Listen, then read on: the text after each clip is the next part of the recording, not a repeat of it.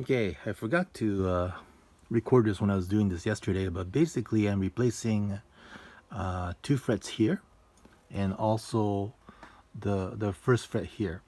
So the neck broke, had a crack at this fret.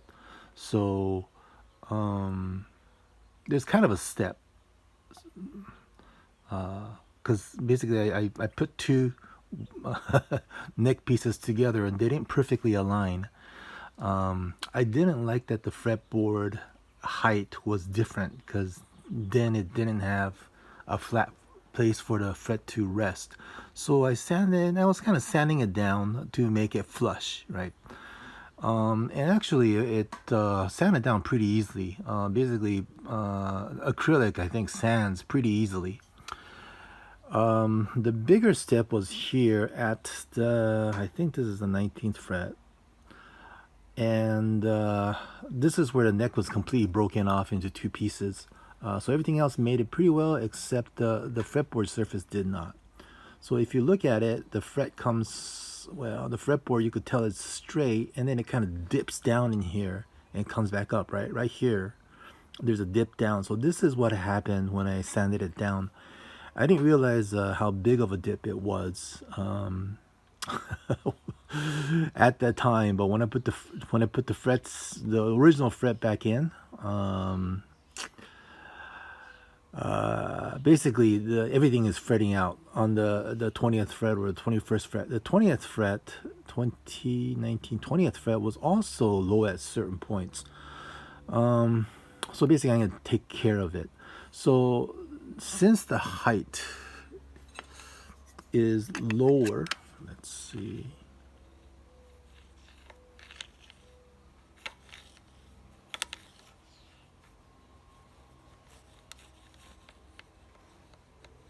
Actually, it's fine around the first fret, the first string, second string, and around the third string, maybe a slightly lower. But by the time you come down to about the 4th string, again, I have the fret height. So it is a little bit low in this area. So I'm going to have to dress the frets or file the frets down. So the lowest point of this fret becomes the height of all the frets, right?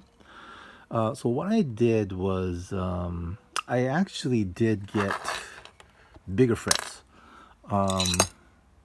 They are slightly wider and a bit taller than the frets that were originally in here. These were jumbo frets to begin with, so it's got quite a bit of frets, right? But I got these taller frets, slightly taller frets, so there will be less filing I have to do to get it down. Basically trying to raise the fret as high as possible. If it did not come back up, basically I was going to keep the frets a little lifted, probably stick like a feeler gauge underneath the frets so it won't go all the way down. And probably just to fill the gap with the acrylic cement I've been using. But anyways, I didn't have to do that. But I did cement the frets in there with that acrylic cement so it won't come out. Basically same as a super glue, I guess, with a wooden fingerboard. So now I just have to dress these 2 frets and this one, and also basically sort out the plane or the top surface of the frets so all the strings will play. Sorry for the slightly shaky hands, but you can see that these 2 frets are the new frets that I put in. So compared to the ones beside it, which are the original one, you can just look at the fret end to see how big these frets are.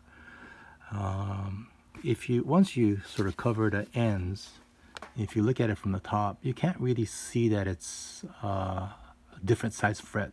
You have to measure with a caliper or something like that to know it's a different fret. So basically with that height I'm getting from these frets, I'm trying to compensate for the drop in the fingerboard dip. Okay, so I shaved the first fret down a little bit.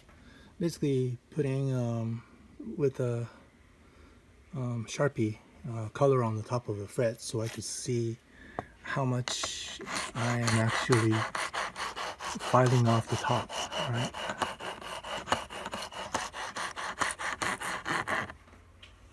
So you can see here, let's see, I'm barely touching the tip of the fret because this is sort of the high fret. This is what the file is resting on.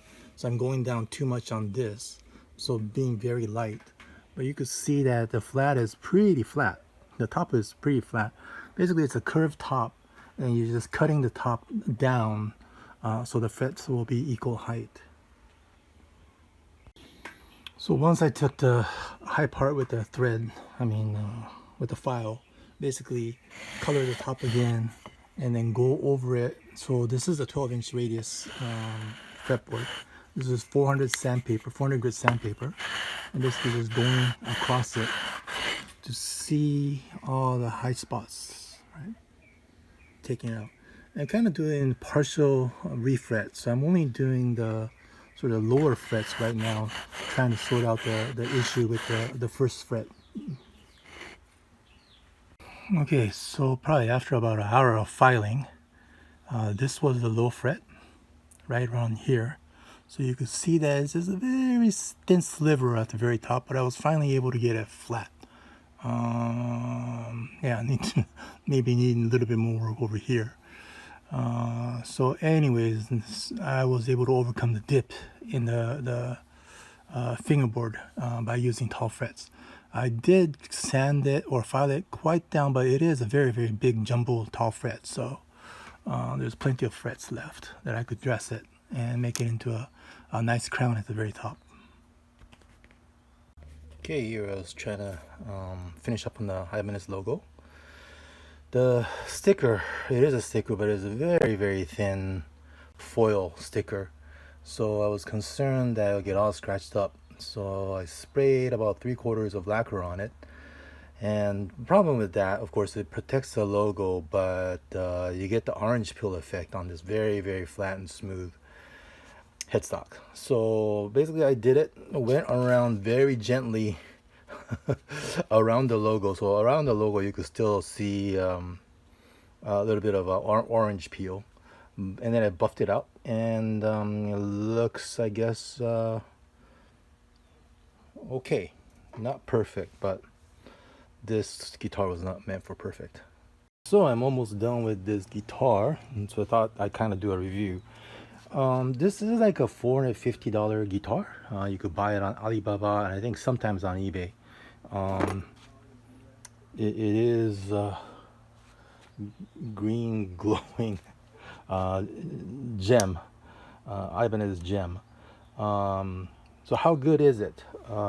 Basically, let's see, the tremolo plate, the fine tuner is just way too coarse, and I basically cannot tune it. So I ended up replacing the base plates. The tremolo is not very good. The jack, you don't really get a positive feel, the original jack that is. You don't get a positive feel when you plug in the jack, and then when you're kind of playing around with it, it kind of slides around. It doesn't really lock it in place. So I ended up replacing with a Switchcraft part.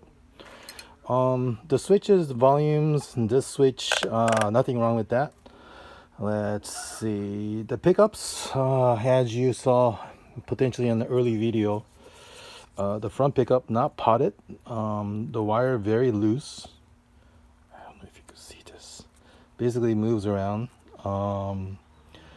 Some original PAFs, I understand, weren't potted, but I have a feeling this is going to be a microphonic and howling nightmare. It's got DiMarzio written on it, which is kind of cool, and it's gold hex key, which matches all the gold hardware on the guitar, which is cool. The middle pickup, actually, this is wax potted. So I took out of curiosity, I took the tape off to see what the construction is like. The winding is much tighter on it, so I could run my nail sort of through the windings and it won't budge. So it's firmly in place. So I think I'm just going to keep this one because I'm probably going to be able to use it. Although the gold piece no longer, gold pole piece no longer matches the Flaor, I think it was called. the Floyd pickup from ChIbanez, which all three of them is Floyd or not. So kind of curious as to how this pickup sounds with this really loose winding. So I do still have the rear pickup that I did convert to 4-wire, but I'm not gonna bother. I really like that DiMaggio logo on it though.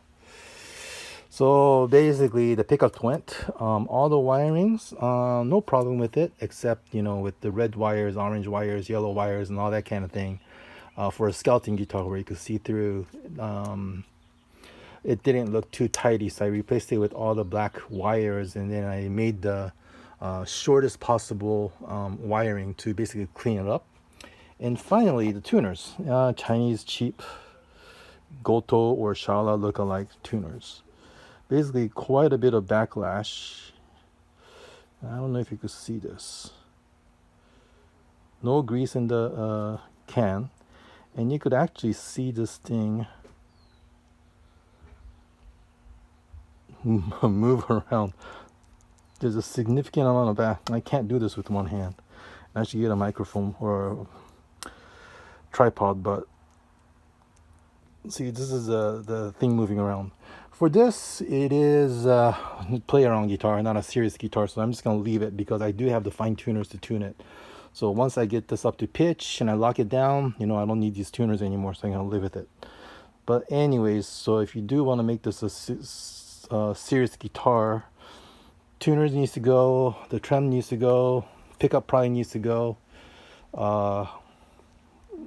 to a better ChIbanez part or replica, in order for it to be playable. So everything is done. Let's see. Here you go. So it it does light up. There are LEDs for each of the fret, which are very bright. And in the body, in the tremolo cavity, there's 3 LEDs pointing this way, 3 LEDs pointing this way. That kind of gives a overall glow to the guitar. Let's see. So the string's been on it for maybe a week, and what I'm noticing is that the neck is continuously sort of changing in its bow. So requiring some adjustments a few times in order to keep the action low. I think I encountered something like this on a 70s Gibson SG I used to own, which I finally got rid of because it just won't, the action just won't stay. So if anything, I would say, I don't know if it's unique to this, but the acrylic neck is probably less stable than a wood neck. And there are a whole bunch of ChIbanez Jem replacement neck from China that's available today, but you know, the whole point was I wanted these LEDs, and it doesn't come with it, so kind of sticking with this. Not sure if this is going to be a wall hanger or actually play. I actually play it a lot. I kind of enjoy it. It's heavy, but if I'm sitting down, which is my usual position because I don't perform anymore, it really makes no difference. But anyways, here you go. Okay, thank you for watching. Okay, I thought I made the last of the video for this one, and I haven't even started editing the video that I make. But this is its resting place. It's a molded case by musicians' friends, and unfortunately it was standing leaning on the wall, but it got knocked down face first, so basically this surface went down to the floor, carpeted floor that is, and the neck broke. So let's see, here you go. So here is the new brake. The old brake is here, right? The other brake is back here somewhere, I can't see. So it didn't break where I fixed it, but it basically created a new brake. Previously it was on the frets, right here, but now it's here. And if you look at it, basically that support ends right here, and the upper part you can't really see, but basically, yeah, that kind of aligns here. So when the neck went, or when the guitar went down flat, basically the headstock whiplashed, I think, and it cracked. I'm also seeing another eBay listing for this identical guitar where the neck has broken off. So I think maybe the conclusion is that this acrylic neck is not strong enough, especially it has two truss rods, right? Not really sure why they went with two truss rods, but basically that means the material has been removed from the neck in order to make the channel to install the truss rod. That is probably making the neck weaker. So basically, from my point of view, it's the same repair as the previous one, so I'm going to try to repair it. Not sure if I ever played this one, but I was just watching a Steve Vai video the other day. He was playing his crystal gem, although his neck is wood. There are a whole bunch of Ibanez wooden necks available on eBay for like 70 to 90 bucks. So I'm kind of contemplating maybe I should switch it over to a wooden neck. But then I really like the LED fingerboard. But anyways, just thought I'd let you know that if you do have an acrylic neck guitar, especially with a dual truss rod, you need to be very, very gentle with it. Don't, flop your case down back first or face first or anything, because I think the neck is likely to break. Okay? So here you go. This time the break is actually clean through.